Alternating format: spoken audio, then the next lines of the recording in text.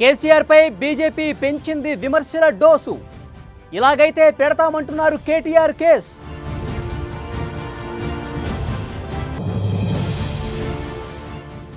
AP politics లో వకీల్ సాబ్ దుమారం. ట్విట్టర్లో నాగబాబు పేర్ని నాని సమరం.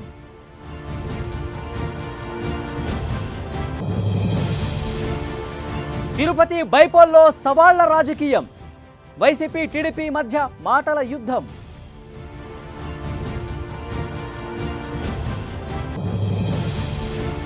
తెలంగాణలో డీకే అరుణ బస్సు యాత్ర. కీలకంగా మారింది హైకమాండ్ పాత్ర.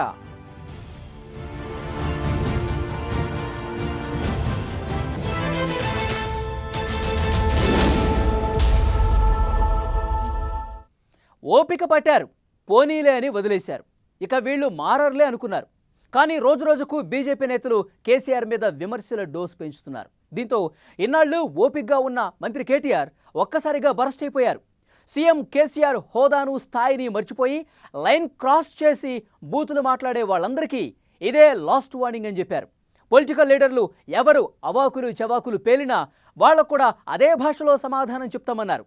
మరోవైపు సాగర్ ప్రచారంలో సీఎం కేసీఆర్ పై తీవ్రస్థాయిలో విమర్శలు చేశారు బండి సంజయ్.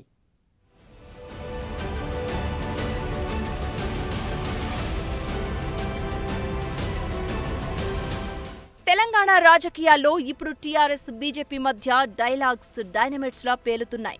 రెండు పార్టీల నేతలు ఒకరిపై ఒకరు తీవ్ర స్థాయిలో విమర్శలు గుప్పించుకుంటున్నారు. ఈ విషయంలో బీజేపీ మరింత డోస్ పెంచింది. దీంతో మంత్రి కేటీఆర్ ఒక్కసారిగా బరస్ట్ అయిపోయారు. బీజేపీ కాంగ్రెస్ నాయకులకు స్ట్రాంగ్ వార్నింగ్ ఇచ్చారు. కేసీఆర్ స్థాయిని మర్చిపోయి మాట్లాడే వాళ్లందరికీ ఇదే చివరి హెచ్చరిక అని చెప్పారు.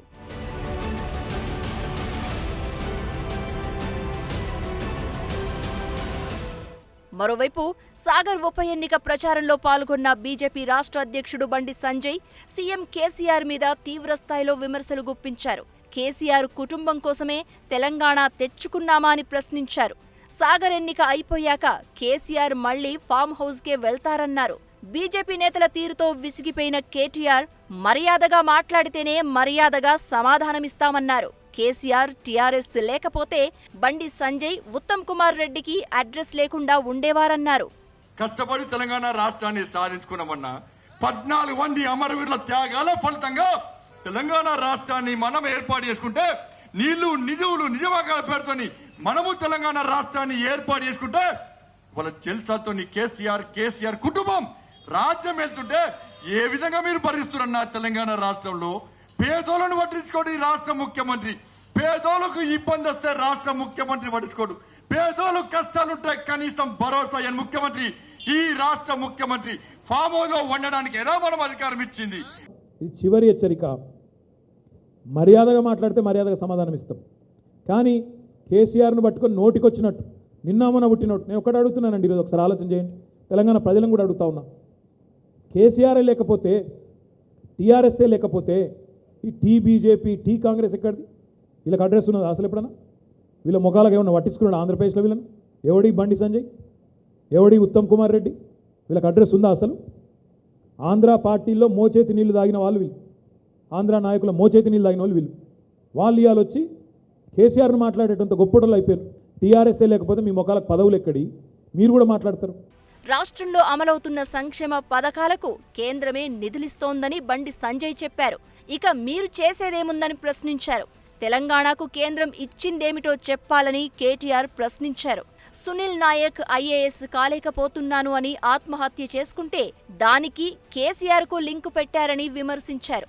మోడీ అమిత్ షాను కూడా ఉతికారేసే రోజులొస్తాయన్నారు కేటీఆర్.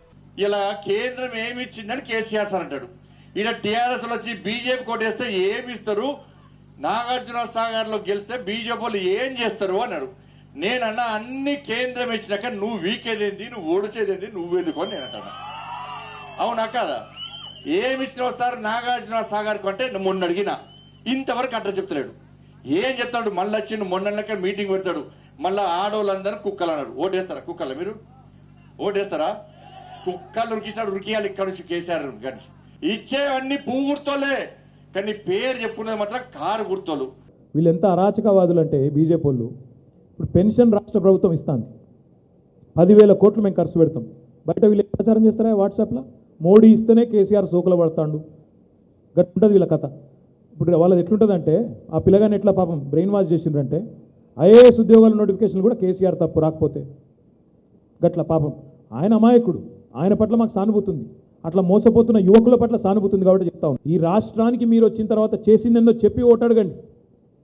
మీరు విభజన చట్టంలో చెప్పినారు కాజీపేటలో కోచ్ ఫ్యాక్టరీ పెడతామన్నారు. 7 ఏళ్ల తర్వాత ఏదైనా కోచ్ ఫ్యాక్టరీ అంటే దాని గురించి మాట్లాడే ముఖం లేదు, బూతులు మాట్లాడడం మాత్రం బాగవచ్చు. బయ్యారంలో ఉక్కు ఫ్యాక్టరీ పెడతామన్నారు. ఏదయ్యా ఉక్కు ఫ్యాక్టరీ అంటే పిచ్చి మాటలు మాట్లాడతారు తప్ప ఒక్క మాట దాని విషయంలో సంస్కారంతో సమాధానం చెప్పే సత్తాలేని సన్నాసులు. ఈ సన్నాసులకు ఎవరైతే ఎక్కువ ఎగిరెగిరి పడుతున్న దౌర్భాగ్యులు ఎవరైతే ఉన్నారో, కేసీఆర్ గారి వయస్సుని, హోదాని, ఆయన స్థాయిని గుర్తుపెట్టుకోకుండా ఇష్టం వచ్చినట్టు అవాకులు చవాకులు మాట్లాడుతున్న వారందరికీ చివరి హెచ్చరిక ఇది. ఇంకోసారి మాట్లాడితే ఇక మా కార్యకర్తలు కూడా తిరగబడే రోజులు వస్తాయి.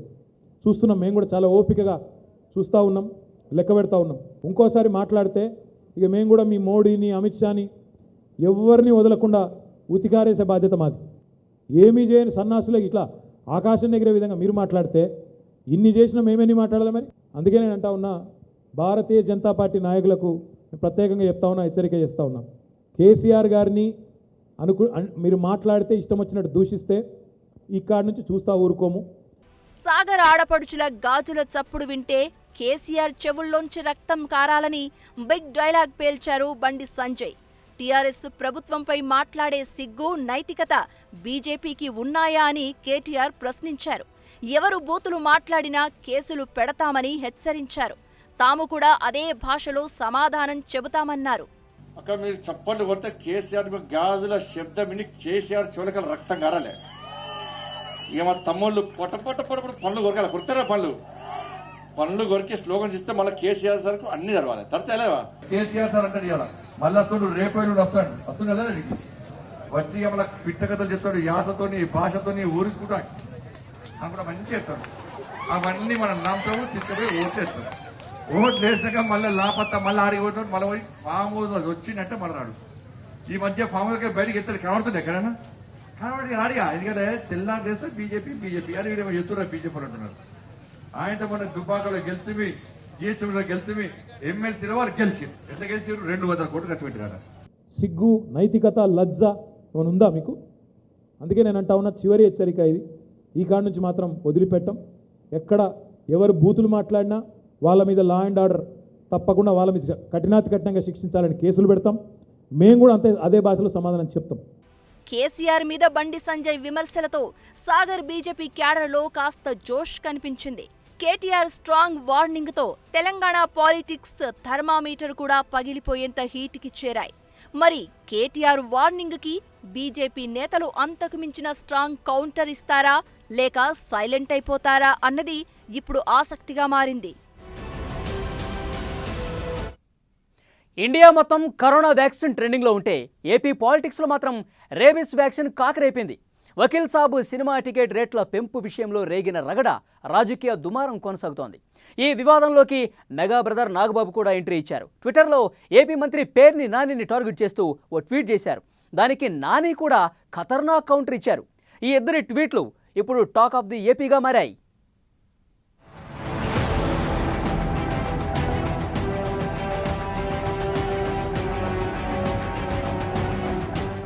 Pawan Kalyan Vakeel Saab cinema political turn తీసుకుంది.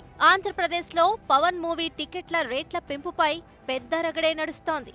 ఈ ఇష్యూలో అటు వైసీపీ ప్రభుత్వానికి, ఇటు జనసేన, బీజేపీ నాయకులకు మధ్య డైలాగ్ వార్ కంటిన్యూ అవుతోంది. కుట్రతోనే వకీల్ సాబ్ సినిమాను ప్రభుత్వం టార్గెట్ చేసిందని జనసేన, బీజేపీ నేతలు మండిపడుతున్నారు. అయితే టికెట్లు రేట్లు పెంచి ప్రజలను దోచుకుంటున్నారని మంత్రి పేర్ని నాని అన్నారు. పేదల జేబులకు చిల్లు వేసే నిర్ణయం ప్రభుత్వం తీసుకోదని చెప్పేశారు. ఎవరి సినిమా అయినా ఏ రోజైనా టికెట్ ధర మాత్రం ఒక్కటే ఉండాలని వైసీపీ నేతలు చెబుతున్నారు.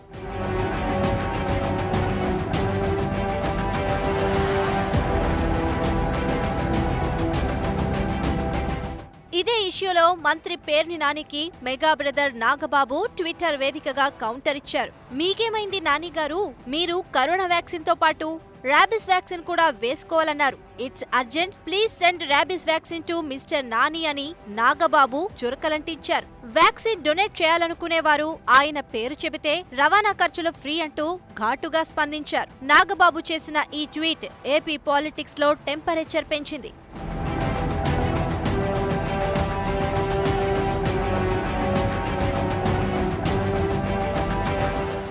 నాగబాబు చేసిన కాంట్రవర్సీ ట్వీట్ కు మంత్రి పేర్ని నాని కూడా తన స్టైల్లో ఖతర్నాక్ కౌంటర్ ఇచ్చారు.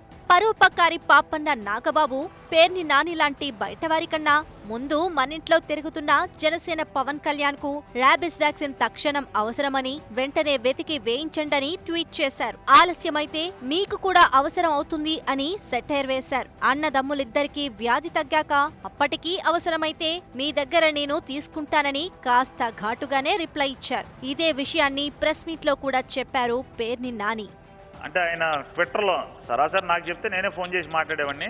ఎవరన్నా ర్యాబిస్ వ్యాక్సిన్ పంపిస్తే బస్సు కూడా ఫ్రీగా దొరుకుద్దంట అని చెప్పని కూడా పెట్టాడు అన్నారు. నేనన్నానంటే తక్షణ అవసరం వాళ్ళ తమ్ముడు గారికి ఉన్న ముందు ఎక్కడ తిరుగుతున్నా ముందు అర్జెంటుగా పట్టుకుని ఆయనకి వేయించుకోండి, లేకపోతే నాగబాబు గారు కూడా ప్రమాదం, ఆయనకు కూడా వ్యాక్సిన్ వేయాల్సిన అవసరం వస్తుంది. ముందు మీ ఇద్దరు చేసుకుని తర్వాత మీరు బాగుంటే కనుక నేను కూడా చేయించుకుంటాను, నాకు కూడా నందు మీరే ఇద్దరు కానీ అని చెప్పాను. నాగబాబు ట్వీట్, దానికి mister Perni Nani counter AP politics లో టెంపరేచర్ ని అమాంతం పెంచేశాయి. మరి పేర్ని నాని ట్వీట్ కు నాగబాబు మళ్లీ కౌంటర్ ట్వీట్ వేస్తారా లేక డైరెక్ట్ గానే స్పందిస్తారా అన్నది ఆసక్తిగా మారింది.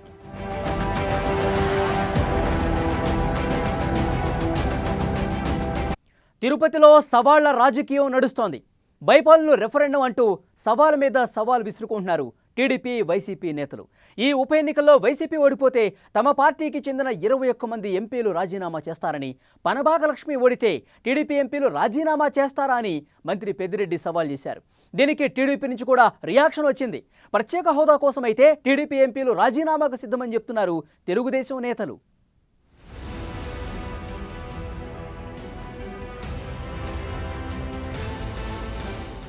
బైపోలుకు పోలింగ్ దగ్గర పడుతున్న కొద్దీ తిరుపతిలో రాజకీయం హీటెక్కుతోంది. ఇన్నాళ్లు విమర్శలు, ఆరోపణల దగ్గరే ఆగిన లీడర్ల డైలాగులు ఇప్పుడు సవాళ్లుగా మారాయి. అవి రాజీనామాల దాకా వెళ్లిపోయాయి. తిరుపతి ఉప ఎన్నికను రెఫరెండంగా స్వీకరిస్తున్నట్లు వైసీపీ ప్రకటించాక తిరుపతిలో పొలిటికల్ హీట్ బాగా పెరిగిపోయింది.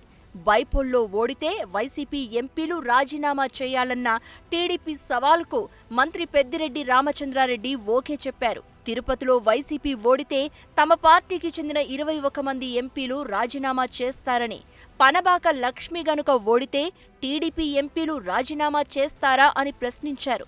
తిరుపతిలో సీఎం జగన్ సభ రద్దును రాజకీయం చేయడం తగదన్నారు పెద్దిరెడ్డి. నీ సవాలుకు మేము స్వీకరిస్తూ తప్పకుండా ఈ ఎన్నికలను మేము రెఫరెండంగా తీసుకుంటా ఉన్నాం. ఈ ఎన్నికల్లో మేము ఓడిపోతే మా 22 మంది పార్లమెంట్ సభ్యులు రాజీనామా చేస్తారు. మీరు ఓడిపోతే మీ 4 పార్లమెంట్ సభ్యులు రాజీనామా చేస్తారా అని చెప్పి చంద్రబాబు నాయుడిని నేను అడుగుతూ ఉన్నాను. మరోవైపు వైసీపీ సవాల్ని మంత్రి అనిల్ మరింత హీటెక్కిస్తున్నారు. మంత్రి పెద్దిరెడ్డి సవాల్పై టీడీపీ అధినేత చంద్రబాబు స్పందించకపోవడాన్ని హైలైట్ చేస్తున్నారు. వైసీపీ సవాల్ను స్వీకరించే దమ్ము చంద్రబాబుకు ఉందా అని ప్రశ్నించారు మంత్రి అనిల్. ఈరోజు మా మంత్రి పెద్దిరెడ్డి రామచంద్రారెడ్డి గారు ఇచ్చిన సవాల్కి స్వీకరించి దమ్ముందా, లేదు మేము తోకముడిచేదైనా అదైనా చెప్పండి. అదైనా సరే ఏదైతే రెఫరెండంగా ఈరోజు జగన్మోహన్ రెడ్డి గారి పరిపాలన మీద, అభివృద్ధి మీద ఈరోజు వస్తున్న ఎన్నిక, జరుగుతున్న ఈ ఎన్నికలో ప్రజల తీర్పు ఏ వైపు ఉంటుందో చూద్దామని చెప్పి తెలియజేస్తాను. వైసీపీ సవాల్పై చంద్రబాబు నేరుగా స్పందించకపోయినా టీడీపీ నేతలు రియాక్ట్ అయ్యారు. తిరుపతి బైపోల్ నిష్పక్షపాతంగా జరిగితే 1,00,000 ఓట్ల మెజారిటీతో టీడీపీ గెలుస్తుందని ఆశలు పెట్టుకున్నారు. ఎన్నికల్లో వాలంటీర్లను వాడకుండా, ఓటర్లను భయపెట్టకుండా నిర్వహిస్తే ఈ ఉప ఎన్నికలను రెఫరెండంగా తీసుకునేందుకు సిద్ధం అంటోంది టీడీపీ. ప్రత్యేక హోదా కోసమైతే టీడీపీ ఎంపీలు రాజీనామాకు సిద్ధమని చెబుతున్నారు. తిరుపతి ఏ రకంగా ఆలోచిస్తే రేపు భవిష్యత్తులో రాష్ట్ర ప్రజలు అదే మార్గంలో ముందుకు నడుస్తారన్నది గుర్తుపెట్టుకోవాలి. రాష్ట్రం మొత్తం ఎదురు చూస్తున్నారు తిరుపతి ప్రజల కోసం. మీ అందరూ ఏ రకంగా ఓటేస్తారో గెలిపించడానికి. అందుకనే ఈ రోజు వైఎస్ఆర్ పార్టీ మంత్రి పెద్దిరెడ్డి గారు కూడా ఏదో సవాల్ చేశారని తెలిసింది. నేను సవాల్ చేస్తున్నా, పెద్దిరెడ్డి గారు మీకు దమ్ముంటే ప్రత్యేక హోదా కోసం 21 మంది లోక్సభ ఎంపీల్ని 6 మంది రాజ్యసభ ఎంపీల్ని మీరు రాజీనామా చేయండి. ఒక్క క్షణం ఆలస్యం లేకుండా నలుగురు ఇప్పుడున్న వాళ్ళు పనబాక లక్ష్మి గారు గెలిచిన తర్వాత వెంటనే మేము రాజీనామా చేస్తాం. అది మా చిత్తశుద్ధి. లేకపోతే ఇష్టానుసారంగా మాట్లాడుతున్నారు. మీరు గొప్ప, మేము గొప్ప, వైఎస్ఆర్ పార్టీ గొప్ప, మాది గొప్ప అని. ఈ గొప్పతనానికి పోవద్దు. చరిత్రలో చూడండి. రెండు ప్రధాన పార్టీల నేతల సవాళ్లు, ప్రతి సవాళ్లతో తిరుపతి బైపోల్ పోరు రసవత్తరంగా మారింది. వైసీపీ విసిరిన సవాలుకు టీడీపీ నేతలు చాలా తెలివిగా సమాధానం చెప్పారు. ఒకవేళ తిరుపతిలో మళ్లీ వైసీపీ గెలిస్తే ఎన్నికలు నిష్పక్షపాతంగా జరగలేవని చెప్పే ఛాన్స్ ఉంటుంది. అప్పుడు వైసీపీ సవాల్ ప్రకారం రాజీనామా చేసే ఛాన్స్ ఉండదనే యోచనలో ఉన్నట్లు తెలుస్తోంది. తెలంగాణలో బీజేపీ బలోపేతం కోసం పార్టీ నాయకులంతా ఏదో ఒకటి చేస్తున్నారు. ఇప్పుడు డీకే అరుణ కూడా బస్సు యాత్రకు రెడీ అయిపోయారు. ఈ మేరకు జాతీయ రాష్ట్ర నాయకత్వాల ముందు తన ప్రతిపాదన పెట్టింది గద్వాల్ జేజమ్మ.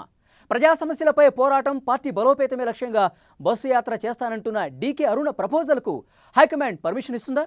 డీకే పొలిటికల్ బస్ టూర్పై పార్టీలో ఎలాంటి చర్చ నడుస్తోంది?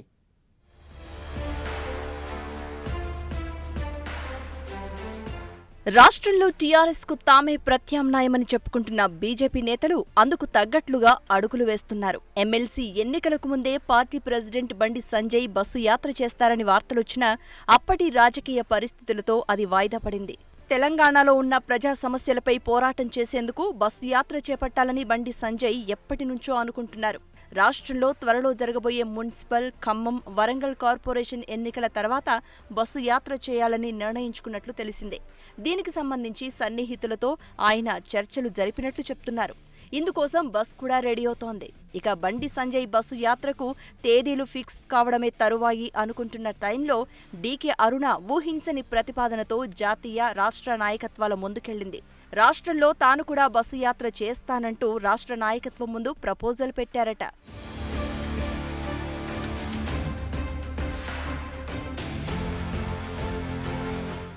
కాంగ్రెస్ నుంచి బీజేపీలో చేరిన డీకే అరుణ బీజేపీ రాష్ట్ర అధ్యక్ష పదవి ఆశించారు. కానీ జాతీయ నాయకత్వం ఆమెకు నేషనల్ వైస్ ప్రెసిడెంట్ పోస్ట్ ఇచ్చింది. పార్టీ బలోపేతానికి కీలకమైన బాధ్యతలు ఆమెపై అప్పజెప్పినట్లు అనుచరులు చెబుతూ ఉంటారు. ఇందులో భాగంగానే పాలమూరు సమస్యలపై డీకే అరుణ బస్సు యాత్రకు సిద్ధమవుతున్నారు. రాయలసీమ ఎత్తిపోతల పథకంతో ఉమ్మడి మహబూబ్ నగర్ జిల్లా ఎడారిగా మారే అవకాశం ఉన్నా సీఎం కేసీఆర్ స్పందించడం లేదనే అంశాన్ని జనాల్లోకి తీసుకెళ్లాలని డీకే భావిస్తున్నారు. మరోవైపు పాలమూరు ఎత్తిపోతల ప్రాజెక్టు మొదలుపెట్టి ఏళ్లు గడుస్తున్నా ఇంకా పూర్తి చేయలేదనే అంశాన్ని కూడా ప్రజల ముందు ఉంచాలని నిర్ణయించారు. ఉమ్మడి మహబూబ్ నగర్ జిల్లాలో పెండింగ్ ప్రాజెక్టులపై కేసీఆర్ నిర్లక్ష్య వైఖరిని ప్రజల్లో ఎండగట్టేందుకు బస్సు యాత్ర ఉపయోగపడుతుందనే ఆలోచనలో ఉన్నారు డీకే అరుణ.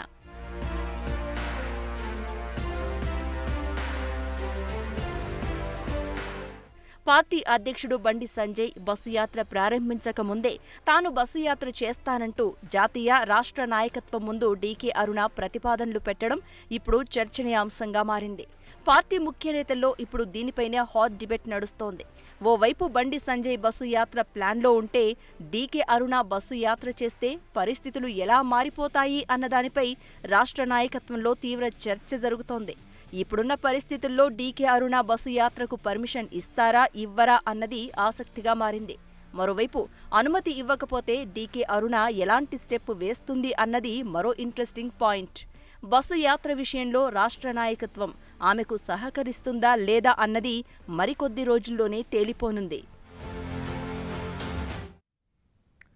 ఇది ఇవాల్టి political punch. Next news updates కొనసాగుతాయి. కీప్ వాచింగ్ 10 టీవీ, జనం కోసం, నిజం కోసం.